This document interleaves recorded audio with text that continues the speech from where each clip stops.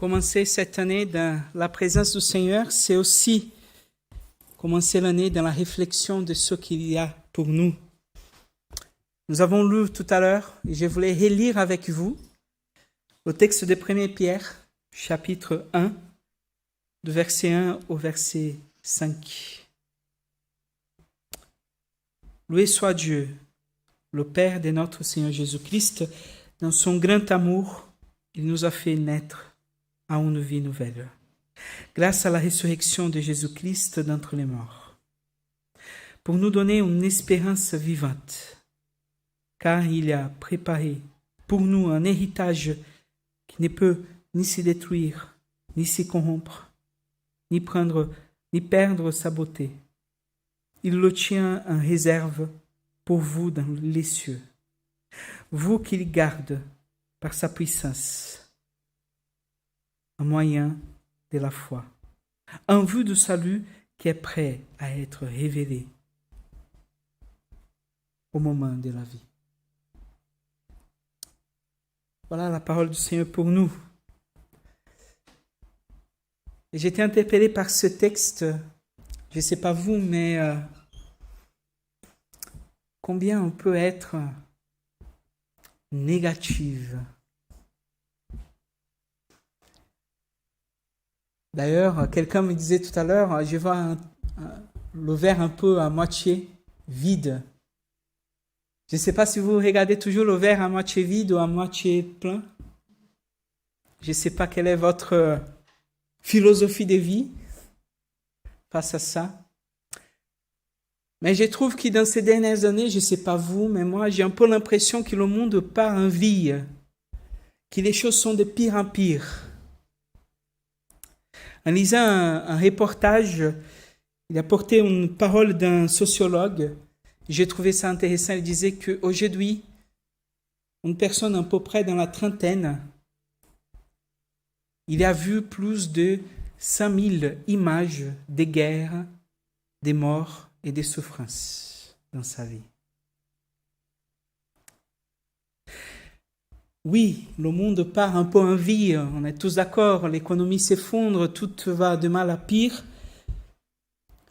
Mais j'ai un peu l'impression que notre regard du monde, il est aussi un peu conditionné à toute cette exposition, à la souffrance et à toutes les choses mauvaises qui arrivent.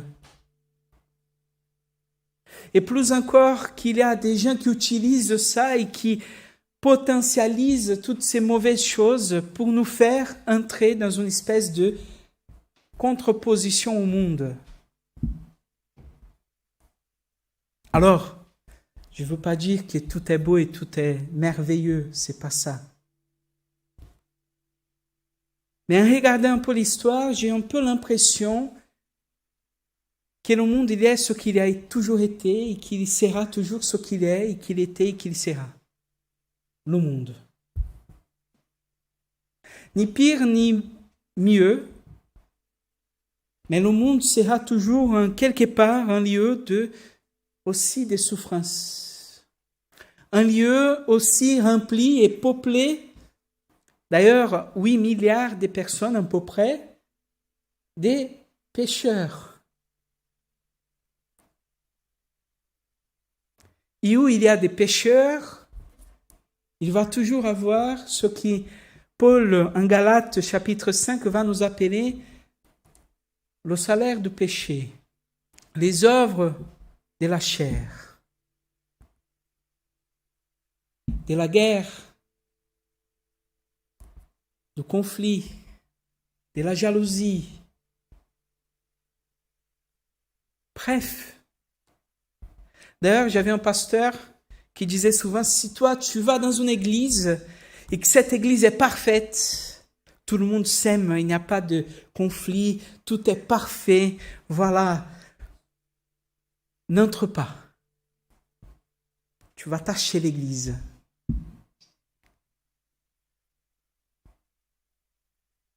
Et cette parole, en quelque part, elle m'a toujours interpellé parce que c'est vrai, une église parfaite, peut-être un jour devant le Seigneur, mais aujourd'hui encore, nous sommes dans le ce qui dans la missiologie on appelle le pas encore de ces royaumes. Nous sommes toujours encore dans les choses de la chair qui nous habitent.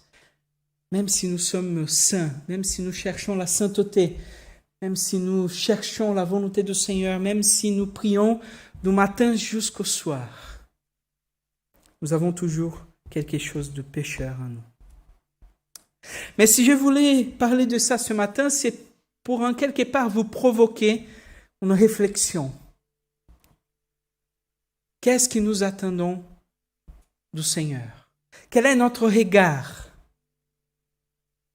pour ceux qui viendra? Il y a un philosophe brésilien qui dit que tous les pessimistes sont des paresseux. Tous les pessimistes sont des paresseux. Parce que si les choses sont mauvaises, il n'y a rien à faire. Si tout va de mal à pire, si le monde va s'empirer, qu'est-ce que nous faisons là?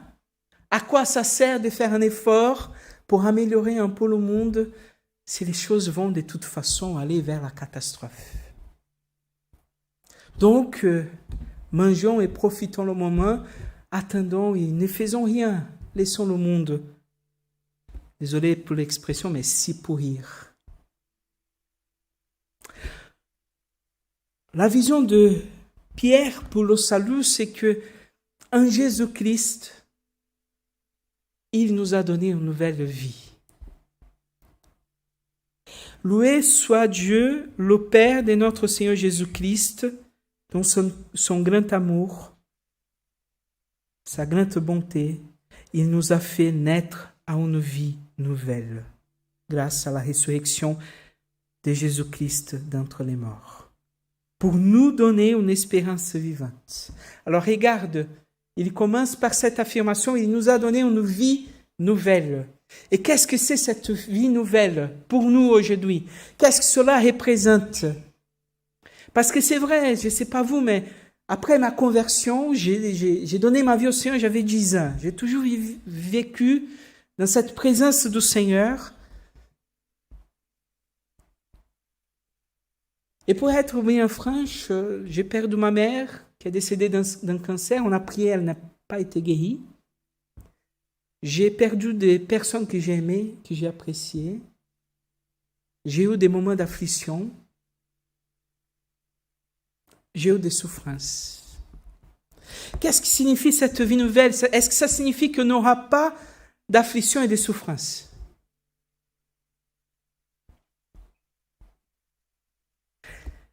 Est-ce que cette vie nouvelle signifie que dans notre vie, tout va être, comme dit la chanson française, la vie en rose? Non. Mais la vie nouvelle, c'est pour nous la possibilité de vivre et de naître pour Dieu.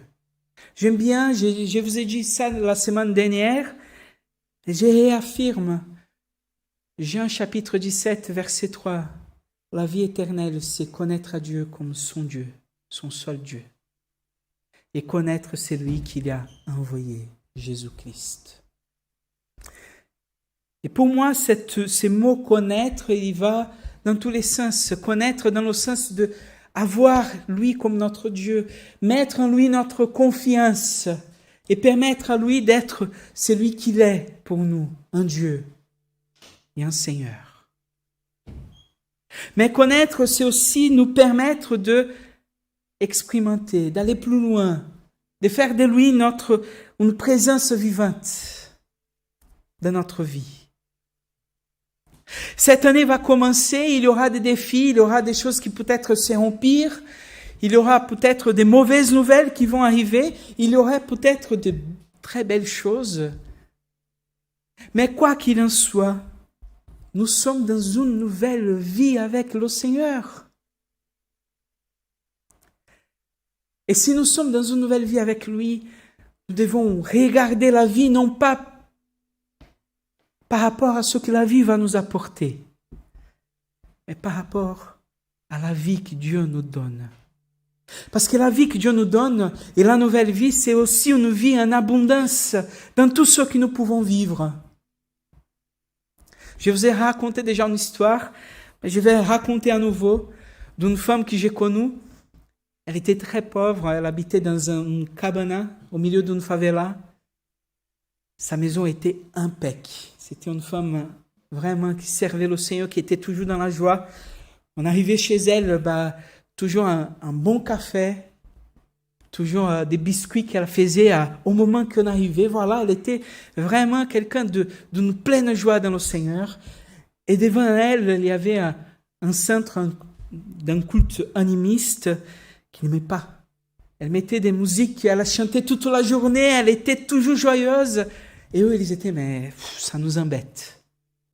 Alors, ils ont dit, on va le piéger. Ils ont acheté plein de nourriture à cette femme, un très beau colis, avec beaucoup de belles choses. Et le Messie lui a demandé à un enfant de rendre ses colis. Et quand cette femme allait demander, mais qui t'a apporté ça? Tu lui diras, c'est le diable. Le gamin vient, il frappe à la porte, il lui donne le colis. La femme a toute joyeuse, merci, merci mon gamin, l'embrasse et ferme la porte. Alors le gamin, à nouveau, Madame, tu ne vas pas demander qui a livré le colis? Et elle a dit, mais mon fils, quand Dieu demande, même le diable obéit.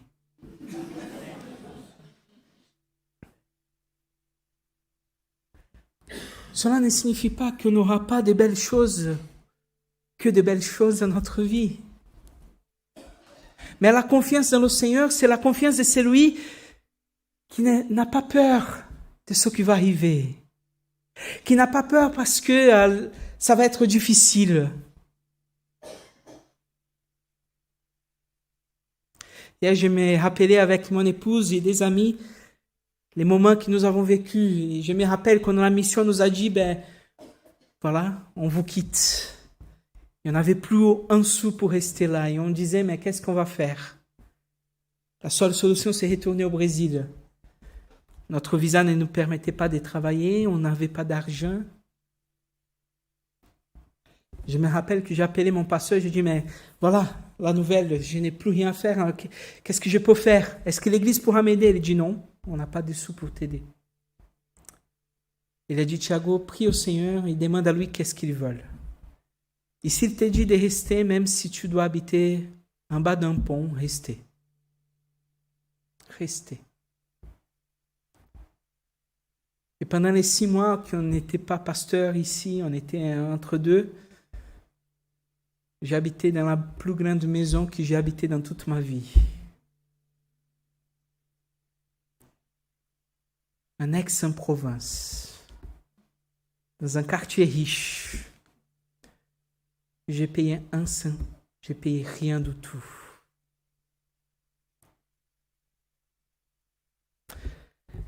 Mettre notre confiance dans le Seigneur, c'est reconnaître en lui ce qu'il est, d'abord, chez nous. C'est lui notre Dieu et notre Seigneur. Et si c'est lui notre Dieu et notre Seigneur, alors, peu importe ce qui va arriver, il va être là. Il va être là. Il va être là dans les moments de maladie, dans les moments de tribulation, dans les moments où on est désespéré, on n'a pas de solution. Il va être là. Et il va conduire toutes choses. Parce que la vie est d'abord lui qui nous donne. C'est pas moi. C'est pas dans mes efforts. C'est pas dans un contrôle quelconque que je peux avoir de choses qui vont arriver. D'ailleurs, c'est Jésus lui-même, à Matthieu, qui nous dit, mais les fleurs ne travaillent pas, elles ne sont pas préoccupées de quoi elles vont se vêtir, et pourtant c'est elles qui ont les plus belles habits. Les oiseaux ne s'y préoccupent pas de quoi ils vont manger, et pourtant ils sont rassasiés. D'autant plus votre Père, qui est aux cieux, vous donnera en abondance ce que vous avez besoin. Mes frères et sœurs, La nouvelle vie en Christ, c'est aussi une vie de confiance. De confiance dans une vie qui va s'y faire et qui va s'accomplir. Non pas parce que le monde va bien ou mal. Peu importe comment va le monde. C'est le Seigneur qui nous donne la vie. Et s'il nous donne la vie, c'est pour qu'on puisse avoir une espérance vivante. Une espérance vivante. Et l'espérance, elle est vivante quand elle a produit quelque chose engendré à la vie. L'espérance, elle est vivante quand elle me permet de vivre la réalité d'aujourd'hui autrement. L'espérance, elle est vivante quand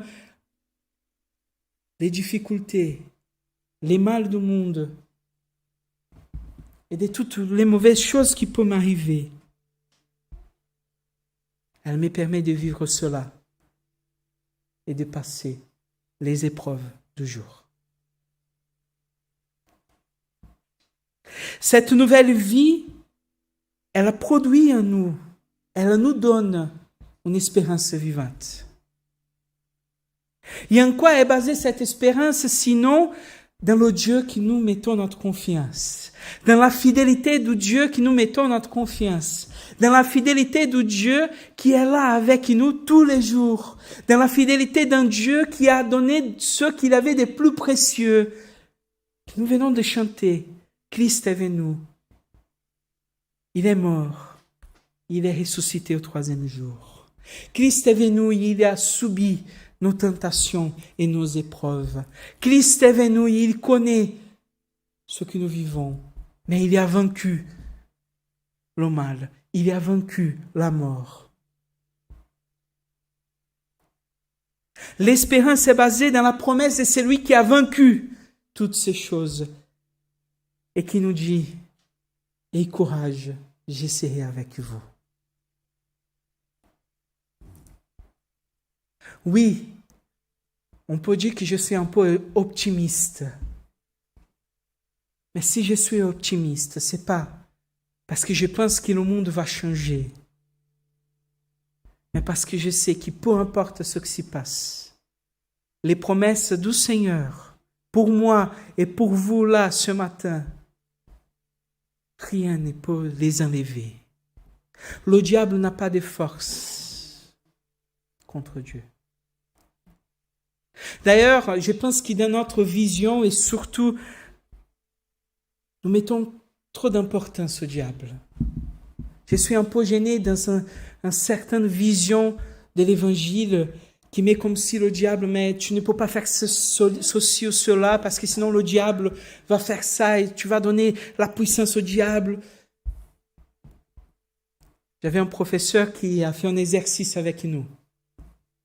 Je vais faire avec vous. Regardez autour de vous. Regardez la taille de cette salle. Allez-y, je vous invite. Regardez la taille de cette salle. Vous qui êtes à la maison, désolé, vous ne pouvez pas voir. Mais rappelez-vous de la taille de la salle, d'où vous êtes. Vous voyez la taille de cette salle? Ça, c'est la grandeur de Dieu.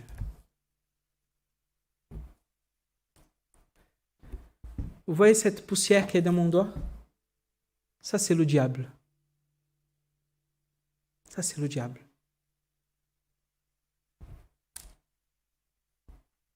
Qu'est-ce qu'il peut faire contre Dieu? Rien.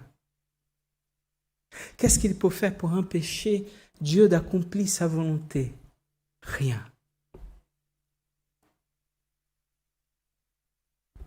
Le Seigneur fait conquérir toutes choses pour le bien de ceux qu'il aime. Et peu importe les tribulations, les conflits, les difficultés qui viendront, si Dieu est avec nous, qui sera contre nous?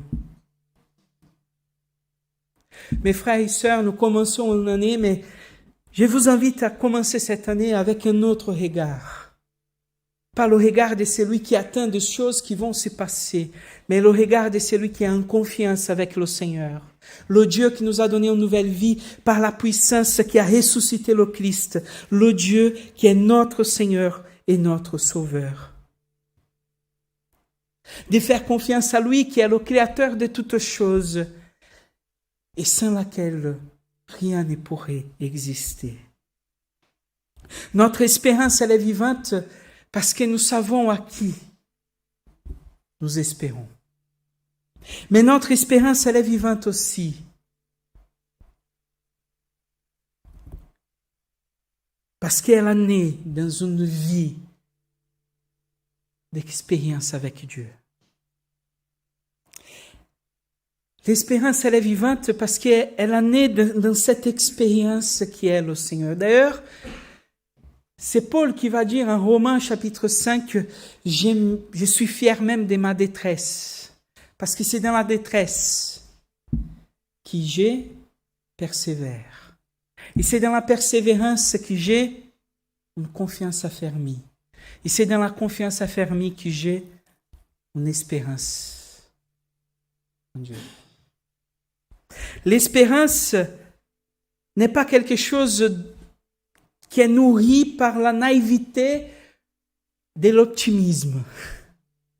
L'espérance, elle est nourrie par l'expérience que nous avons avec le Seigneur. Et plus nous avons d'expérience avec Dieu, plus cette espérance, elle est vivante. Et plus cette vie du Seigneur est réelle, est vécue avec le Seigneur, plus il nous donne envie d'être avec lui. Plus cette espérance est vivante. N'ayons pas peur des choses qui viendront, mais soyons dans la confiance. Pourquoi? Parce qu'il va continuer verset 3 et verset 4. C'est pour que nous ayons une espérance vivante en attendant l'héritage que Dieu réserve aux siens. Cet héritage ne peut être ni détruit, ni sali, et il ne peut pas perdre son éclat. Dieu vous le réserve dans les cieux. Notre espérance, elle est aujourd'hui, oui. Notre espérance est celle que Dieu va être avec nous, qu'il va nous aider, qu'il va nous supporter. Mais elle est aussi que toutes les choses que Dieu a préparées ne se finissent pas là maintenant. Qu'il y a un lieu, un trésor. Qu'il y a avec Dieu un lieu qu'il nous prépare. Et que personne ne peut nous voler. Personne ne peut nous voler. C'est Jürgen Moltmann qui va développer la théologie de l'espérance, qui va dire la foi, elle ne peut pas être une foi sans espérance. L'espérance, elle doit être là. Elle doit nous nourrir parce que c'est elle qui va nous permettre d'avoir un but, un pourquoi et un comment. Mes frères et sœurs, je vous invite à commencer cette année dans cette base-là. La confiance en Dieu, mais aussi dans l'espérance. Que les choses que Dieu a préparées sont encore plus précieuses qu'on peut imaginer. Moi, j'espère quelque chose cette année 2023. Je ne vais pas vous dire. Mais même si ce que j'espère est très important pour moi, ce que j'espère est infiniment plus petit de ce que Dieu va réaliser. Et c'est sur cette espérance que nous basons notre vie. Oui, le monde va de mal à pire. Oui, les choses sont mauvaises. Oui, dans ma vie, tout va de travers. Mais j'ai une espérance vivante dans un Dieu qui m'aime. Je vous invite à prier.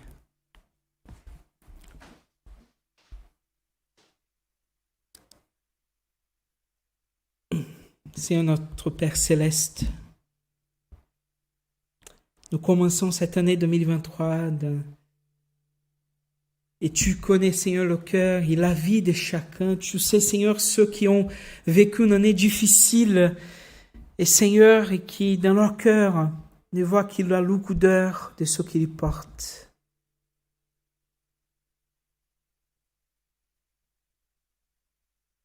Tu connais, Seigneur, ceux qui commencent de nouveaux moments dans leur vie et qui finalement, Seigneur, sont encouragés, animés, sont dans la joie.